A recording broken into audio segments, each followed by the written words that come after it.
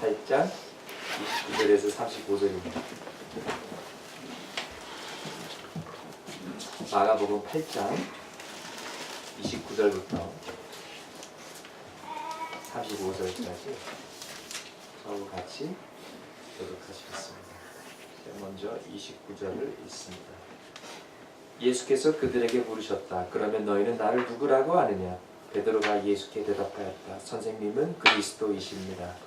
예수께서 그에게 영이 경고하시기를 자기의 나라와 아무에게도 말하지 말라고 하셨다. 그리고 예수께서는 인자가 반드시 많은 고난을 받고 장로들과 대제사장들과 율법학자들에게 배척을 받아 죽임을 당하고 나서 사흘 후에 살아나야 한다는 것을 그들에게 가르치기 시작하셨다.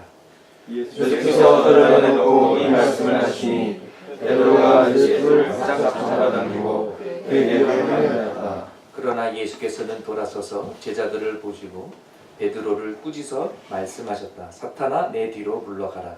너는 하나님의 일을 생각하지 않고 사람의 일만 생각하는구나. 그리고 예수께서 제자들과 함께 무리를 불러놓고 그들에게 말씀하셨다. 나를 따라오려고 하는 자는 자기를 부인하고 자기 십자가를 지고 나를 따라오너라. 35절 같이 읽습니다.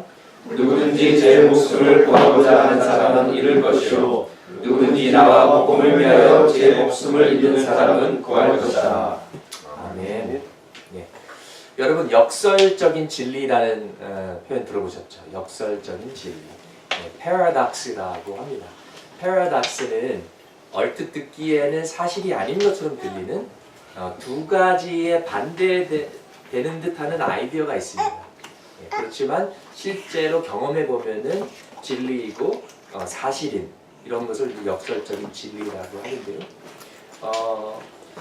이거는 어떻습니까? 목적지에 빨리 가려면 천천히 가고, 천천히 가려면 빨리 가라.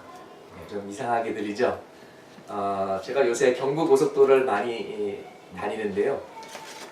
저도 좀 졸릴 때가 있어요.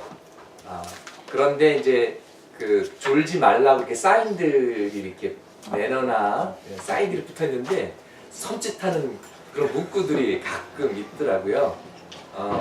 제 기억 속에 남는 것 중에 하나는 겨우 졸음에 목숨 거시겠습니까? 겨우 졸음에 목숨 그래서 졸지 말아야 되지 이런 생각 들고 또 단 한 번의 졸음 모든 것을 잃습니다. 졸음 운전 영원히 깨지 않을 수도 있습니다. 그리고 제가 봤던 것 중에서 가장 직선적인 졸면 죽음. 와, 정신이 바짝 들더라고요. 옛날에는 이런 사인도 있었어요. 5분 먼저 가려다 아주 먼저 간다. 네, 맞습니다. 때로는 빨리 가려면 오히려 좀 쉬면서 천천히 가야 되는 것이고요. 무리해서 너무 빨리 가다 보면 아예 못 가는 경우도 있습니다. 근데 이것은 운전뿐만 아니라 공부하는 집중력도 그렇고요. 일하는 효율성, 생산력도 마찬가지입니다. 우리가 밤새서 공부하고 일한다고 반드시 productivity가 올라가는 것은 아니죠. 일 많이 시키시는 대한민국의 회사들 제 목소리가 들립니까? 그래서 때로는 빨리 가려면 천천히 가고 천천히 가려면 빨리 가는 것입니다. 처음에는 이해가 되지 않지만 우리가 인생을 살며 경험하면서 깨닫게 되는 역설적 진리인 것입니다. 이런 말도 있죠. 빨리 가려면 혼자 가고 멀리 가려면 같이 가라. 꼭 성경 말씀 같아요. 깊은 진리가 있는 것 같습니다. 아멘. 네. 오늘 본문에 예수님께서 죽으면 살고 살면 죽는다는 역설적인 진리를 가르치셨습니다. 베드로가 하나님 아버지께서 주신 감동으로 예수님을 선생님은 그리스도입니다. 그리스도는 헬라어고 메시아는 히브리어고도 같은 뜻입니다. 기름 부은 자, 하나님께서 보내신 구세주라는 그런 의미를 담고 있습니다. 예수님은 메시아입니다. 이렇게 고백했는데 여기까지는 너무 좋았어요. 그래서 예수님께서 맞다. 나는 메시아다. 그런데 많은 사람들이 기대하는 그런 메시아가 아니라 어떤 정치적인 혁명가가 아니고 독립운동을 이끌거나 그저 오병이어의 5천 명이 먹는 그런 기적을 통해서 본 것처럼 그저 그냥 사람들이 배고프지 않고 잘 먹고 잘 살도록 하러 온 것이 아니다. 땅에다가 하나님의 왕국을 피지컬 킹덤을 세우는 그런 새로운 왕도 아니다. 나는 모든 인간의 죄값을 치르고 구원의 길을 만들기 위해서 왔다. 그 목적으로 온 구세주다. 그렇기 때문에 고난을 받아야 되고 배척을 당할 것이고 십자가에서 죽을 것이고 사흘 만에 부활할 것이다. 이렇게 가르치신 거예요. 이제 예수님의 정체성을 제자들이 알게 되었습니다. 예수는 그리스도십니다. 이제 예수님의 사명에 대해서 배우게 되었는데 정체성과 사명 너무나도 중요한 부분입니다. 사실 우리한테도 굉장히 중요하지 않습니까? 여러분이 누구십니까? 나는 엄마입니다, 아빠입니다, 나는 아들입니다, 딸입니다, 나는 직장에서 무엇을 맡은 이런 정체성도 중요하지만 정말 중요한 정체성은 우리가 하나님의 자녀라는 그 정체성입니다. 기독교 세계관의 4가지 기둥은 나의 정체성, 나의 문제, 나의 해결책, 나의 목적이죠. Who am I? What's my problem? What's my solution? And what is my purpose? 나는 누구인가? 하나님의 자녀입니다. 나의 문제는 무엇인가? 죄입니다. 하나님과 떨어진 것입니다. 나의 해결책은 무엇인가? 예수 그리스도의 십자가, 복음입니다. 나의 인생의 목적은 무엇인가? 하나님께서 하시는 일에 동참하는 것입니다. 근데 베드로는 죽어야 산다는 이 역설적인 진리를 베드로가 이해하지 못한 것이에요. 그래서 감히 예수님을 Can I see you in my office? 예수님을 모시고 가서 감히 예수님을 막 야단치고 예수님께 막 설교를 하고 막 강의를 하는 거예요. 땡! 예수님 그러면 안 됩니다. 십자가에서 죽는다든지 우리와 여기서 오래오래 같이 사셔야죠. 예. 우리를 인도해 주셔야 되죠. 더 많은 것을 가르치고 더 많은 그 환우들을 고쳐 주셔야 되지 않겠습니까? 그런데 이것은 하나님의 계획이 아니라 인간의 생각이었던 것입니다. 세속적이고 세상적이고 아니 하나님의 구원의 계획을 반대하는 생각이었습니다. 그래서 예수님께서 사탄이라는 단어를 쓰시는데 사탄은 반대하는 자, the one who opposes, opposer라는 그 뜻이에요. 그래서 사탄아 나를 반대하는 하나님의 뜻을 반대하는 자요 뒤로 물러서라. 이런 강한 표현을 쓰시게 되는 것이죠. 여러분 예수님께서 이 땅에서 90년, 100년 살려고 오신 게 아니에요. 이스라엘이 너무 아름다워서 관광 투어 오신 게 아니에요. 예수님께서 이 땅에 오신 것은 우리를 구원하시러 오신 거예요. 그래서 십자가의 길을 가셔야만 했어요. 배척을 받으셔야만 됐어요. 그게 예수님의 미션이에요. 그래야 우리가 살 수 있기 때문에 그렇습니다. 여러분 기적은 언제 일어나시는지 아세요? 기적이 필요할 때 그때가 어느 때죠? 문제가 있을 때. 가나의 결혼식 기억하세요? 그때 물이 포도주가 되는 기적이 있었죠. 근데 그 전에 문제가 있었는데 포도주가 떨어지는 문제가 있었습니다. 다시 말해서 문제가 없으면 기적도 없어요.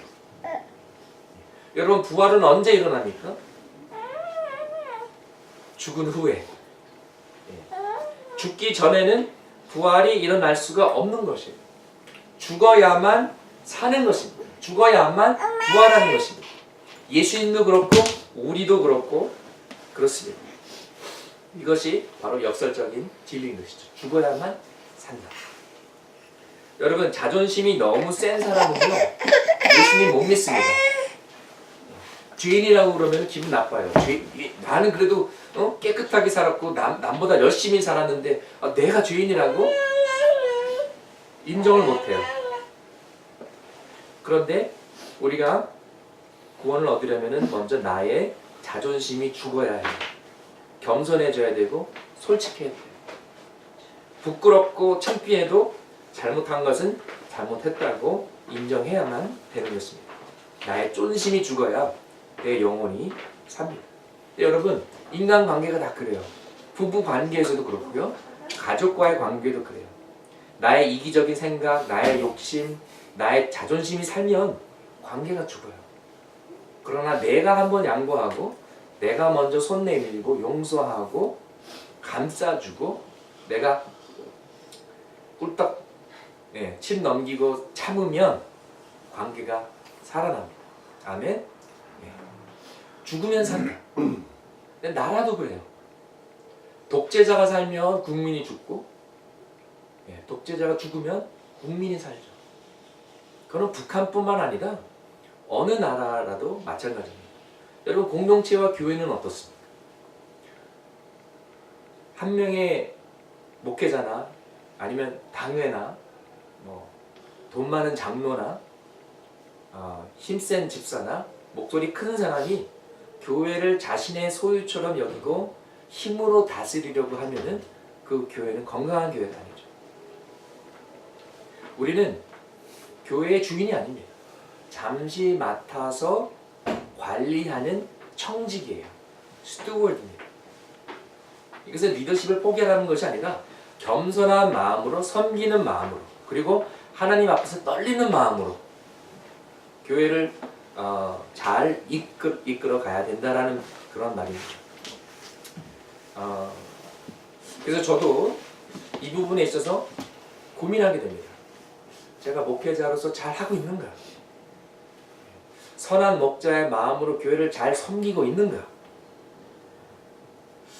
그러면서 저도 좀 더 겸손해지고 주님의 음성도 기울이고 또 성도들의 음성에도 더 귀 기울여야겠다. 더 대화도 많이 하고 더 듣고 그래야겠다. 그런 생각이 듭니다. 그래서 여러분도 힘들더라도 저에게 하실 말은 해주시기 바랍니다. 그래서 함께 건강하고 복음적인 교회를 세워가길 소망합니다. 아멘. 네. 근데 제가 좀 곰처럼 느린 게 있어가지고 좀 답답할 수도 있어요. 네. 집에서도 많이 야단 맞아요. 잘 못 알아듣는다고. 근데 예수님께서 제자들에게 너희가 나를 따른다는 의미는 나의 가르침을 배워서 어떤 지식을 얻는 의미가 아니라 내가 살던 방식으로 살고 내가 죽는 방식으로 죽는 것이다 라고 가르치셨습니다. 결국 제자들은 이 진리를 깨닫고 끝까지 주님을 따릅니다. 십자가는 안 됩니다. 주님 이렇게 말렸던 베드로도 결국 십자가에서 순교하게 되죠. 12 제자 중에 요한만 빼고 모두 다 순교하게 됩니다. 제자의 길을 걸은 것이죠. 여러분 예수님의 제자가 된다는 것은 예수님께서 걸으신 길을 그대로 걷는 거예요. 예수님이 사랑하셨습니다. 우리도 사랑하고요. 예수님이 용서하셨습니다. 우리도 용서하고요. 예수님께서 소외된 자들을 품으셨습니다. 우리도 그렇게 하는 것입니다. 예수님의 삶도 예수님의 죽음도 따르는 것입니다. 그래서 우리가 부활의 능력도 체험하게 되는 것이죠. 예수님께서 고난 받으신 것처럼 우리도 고난을 받고 예수님께서 배척을 받으신 것도 우리도 배척을 받는 것입니다. 우리도 십자가의 길을 걸어가는 것입니다. 이 십자가의 길이 초대교회 성도들에게는 진짜 십자가의 죽음이기도 했습니다. 또 감옥살이가 되기도 했습니다. 때로는 로마의 칼로시움 같은 데서 사자들에게 던져지는 고통이 되기도 했습니다. 지금도 북한이나 아프가니스탄이나 인도 북부의 힌두 지역은 위험합니다. 아프리카 모슬렘 지역에서는 기독교 신자들이 핍박을 받습니다. 목숨을 걸어야만 예수님의 제자로 살아갈 수가 있습니다. 그러나 2017년 대한민국에서 사는 우리에게는 그런 것은 경험하기 쉽지 않습니다. 우리에게는 그런 십자가가 아니라 사회와 문화에서 때로는 학교에서 직장에서 예수님을 믿는다는 것 때문에 차별당하기도 하고 조롱당하기도 하고 때로는 무시당하기도 하고 때로는 불이익을 당하는 것입니다. 또 주일날 피곤하지만 또 교회가 멀지만 아니면 오늘 하루만이라도 좀 쉬고 싶지만 주님의 몸된 교회를 찾고 예배하고 섬기는 것입니다. 어떤 분이 현대인의 순교는 성수주일이다라고 말할 만큼 현대인들은 너무나도 바쁘고 지치고 피곤하고 잠이 부족하고 분주한 삶을 살고 있습니다. 김포에서도 오고 참 대단하지 않습니까? 아멘. 그러니까 예수님께서 말씀하신 대로 자기를 부인하지 않고는 십자가를 지고 주님을 따라갈 수가 없는 것입니다. 그런데 그렇게 하면 산다고 말씀하셨습니다. 내가 정말 죽을 것 같고 이거 정말 바보 같고 손해보는 것 같은데 아닙니다. 목숨 걸고 예수님을 믿고 따르면 우리가 영생을 얻고 부활의 소망이 생기고 천국의 보상과 영광이 기다리는 것입니다. 어떻게 보면 인생의 최고의 투자이고 가장 지혜로운 선택입니다. 그런데 이 축복은 우리가 죽은 후에만 누리는 것이 아니라 지금 이 땅에서 살면서 누릴 수 있는 그런 축복인 것입니다. 우리에게 이미 영원한 생명이 주어졌습니다. 그러나 그것뿐만 아니라 풍성한 삶, 성령 안에서 사랑과 기쁨과 평화가 넘치는 삶을 살 수가 있는 것입니다. 예수님께서 요한복음 10장 10절 말씀에 내가 온 것은 양으로 생명을 얻게 하고 더 풍성히 얻게 하려는 것이다. 더 넘치게 누리게 하려는 것이라고 말씀하셨습니다. 여러분 이 찬양 아세요? 굉장히 오래된 찬양인데 찬양이 너무 오래되면은 새로운 찬양으로 들릴 수도 있어요. 아마 이건 아실 것 같아요. 내게 강 같은 평화 아시죠? 네. 그렇게 길지도 않고 심플하고 내게 강 같은 평화 넘치네. 그리고 내게 바다 같은 사랑 그리고 내게 샘 쏟는 기쁨 넘치고 흘러나오는 평화와 사랑과 기쁨이 여러분에게 있으십니까? 네. 아멘. 만약 있었는데 요새 좀 없다. 막 넘치고 흘러나는데 이제는 넘칠 정도는 아니고 그냥 촐랑촐랑 조금 있긴 있는데 힘들다. 만약 그렇다면 오늘 말씀에 비춰봤을 때 내가 죽지 않아서 그렇습니다. 아직도 나의 죄성이 살아있고 나의 교만이 나의 나쁜 습관이 나의 고집이 아직도 쌩쌩하게 살아있기 때문에 영성이 반대로 죽어가는 것이죠. 나의 영성이 살려면 나의 죄성이 죽어야 됩니다. 나의 영혼이 살려면 나의 육신의 정욕이 죽어야만 되는 것입니다. 죽어야 산다라는 이 진리를 이제 가을이고 김장철이 다가왔기 때문에 김치를 통해 배워보도록 하겠습니다. 김치 볶음입니다. 김치 볶음이 아니라 김치 볶음인데요. 잘 들으시기 바랍니다. 김치는 5번 죽어야 드디어 김치가 된다고 합니다. 배추가 땅에서 뽑힐 때 한 번 죽습니다. 칼로 쪼개지고 다듬어질 때 또 한 번 죽고 굵고 짠 소금에 절여질 때 죽고 맵고 진한 양념과 섞일 때 또 죽고 그리고 마지막으로 땅속에 있는 김장떡에 묻을 때까지 5번 죽게 됩니다. 이 5번의 죽음은 그리스도인들의 성숙과 성화의 과정과 깊이 닮아 있습니다. 자, 첫 번째 죽음. 배추는 충분히 성장하며 자신을 성장시킨 익숙한 땅에서 뽑히면서 한번 죽습니다. 성도들도 신앙의 성숙과 성장을 위해서는 익숙하고 편안한 신앙생활의 환경을 거부하는 용기가 필요합니다. We need to come out of our comfort zone. 하나님께서 아브라함에게 정들은 고향을 떠나라고 하셨습니다. 너의 가족을 떠나라고 했습니다. 너의 익숙한 문화와 언어를 떠나서 익숙하지 않은 낯선 곳으로 가라고 하셨습니다. 근데 그때부터 아브라함의 믿음이 성장하게 된 것이고 결국 아브라함이 뭐라고 불리게 됐냐면 믿음의 아버지, Father of Faith.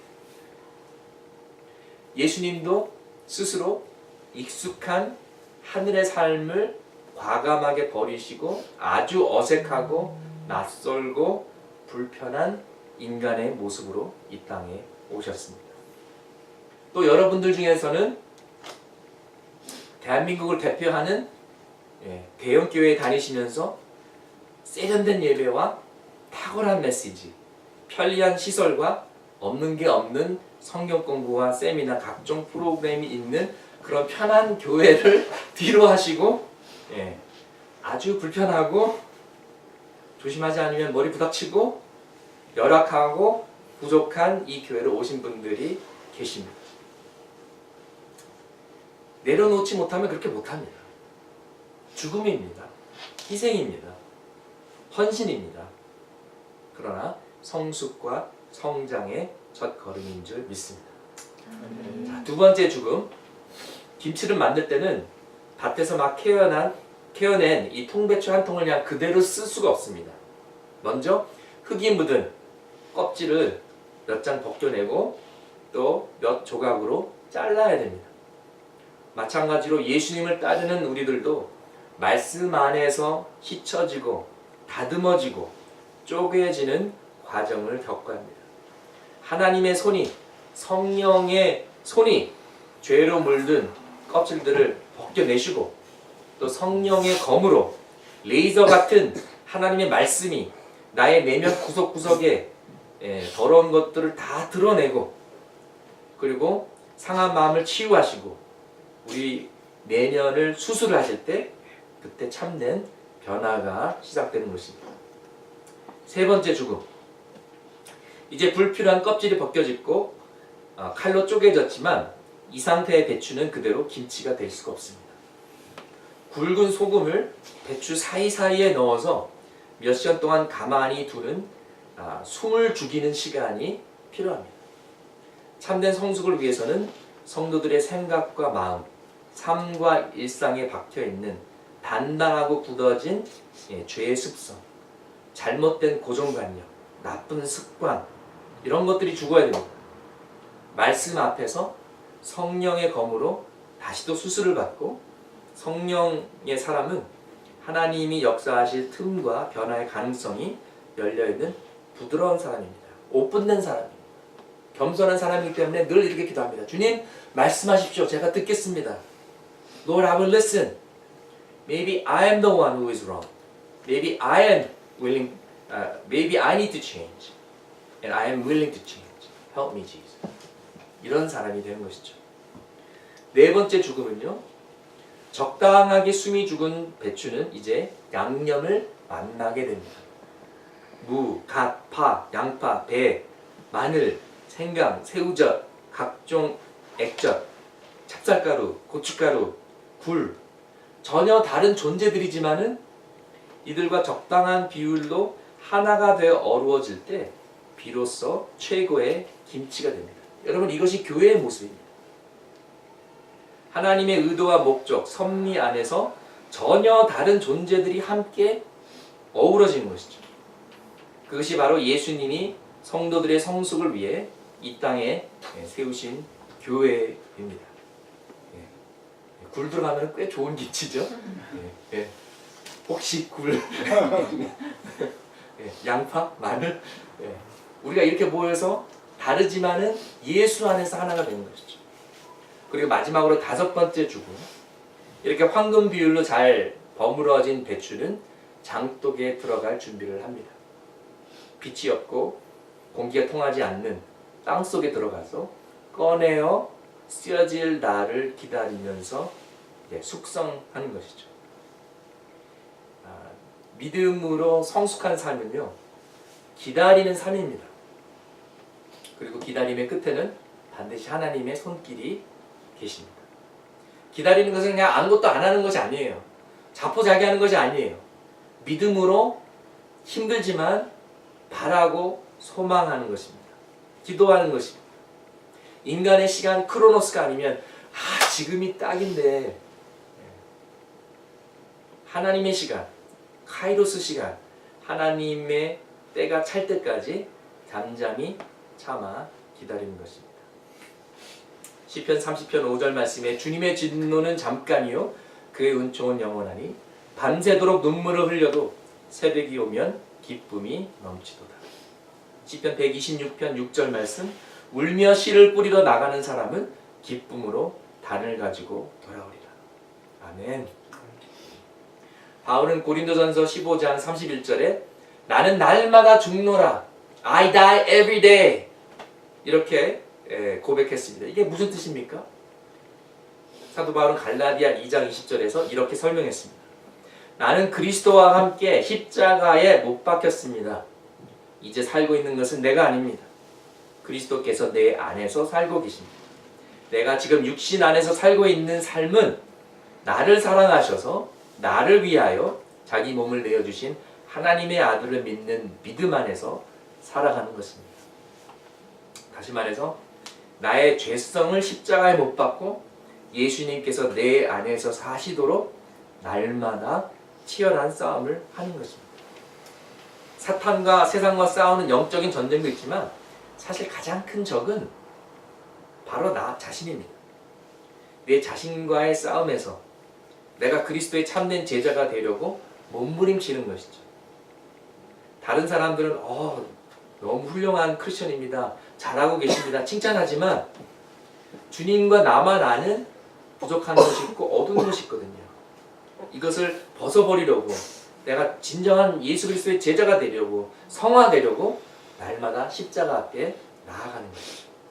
나의 교만, 나의 고집, 나의 자기중심적, 이기적 사고방식, 나의 잘못된 고정관념, 부정적인 생각, 게으름, 욕심, 이 모든 것들을 십자가에 못 박고 날마다 성령 안에서, 말씀 안에서 거듭나는 것입니다. 우리가 매일 성령 큐티하는 이유가 바로 이런 것이죠. 왜냐하면 어제는 잘 살았어도 오늘 또 잊어버리고 오늘 또 실수하고 오늘 또 유혹에 빠지고 오늘 또 게을러질 수가 있거든요. 그래서 매일 예수 그리스도의 죽음과 부활이 우리의 삶 가운데서 반복되어야 됩니다. 나는 죽고 예수로 살고, 이것이 부활하신 예수님과 동행하는 진정한 크리스천의 삶이라고 믿습니다. 이런 모습이 저에게도 있고 여러분에게도 꾸준히 있기를 소망합니다. 그리고 지금 그런 고통스러운 과정을 통해서 예수님을 닮아가는 여러분에게 박수 쳐드리고 싶습니다. 파이팅 해드리고 싶습니다. 우리 주 안에서 매일 죽읍시다. 그리고 또 주 안에서 매일 부활합시다. 그래서 매일 새롭게 되어 변화되기를 소망합니다. 성령의 능력으로 죄성은 죽고 영성은 살아나는, 그래서 부활의 능력을 체험하는 예수 그리스도의 진정한 제자가 되기를 소망합니다. 같이 기도하시겠습니다. 주님, 죽어야 산다라는 이 역설적인 진리를 우리가 머리로만 아닌 가슴으로 또 우리의 삶 가운데서 체험하게 하여 주시옵소서. 주님, 죽는 것이 억지로 죽는 것이 아니라 이것이 정말 사는 길이고, 이것이 기쁨의 길이고, 이것이 생명과 풍성함과 평강과 더 능력의 길이라는 것을 우리가 알게 하여 주시고, 우리가 예수 안에서 죽고 우리가 예수 안에서 살면서 더 자유로워지고 더 기쁨이 충만하고 더 하나님께서 사용하시는 우리 모두가 되게 인도하여 주시옵소서. 예수님의 이름으로 기도합니다. 아멘.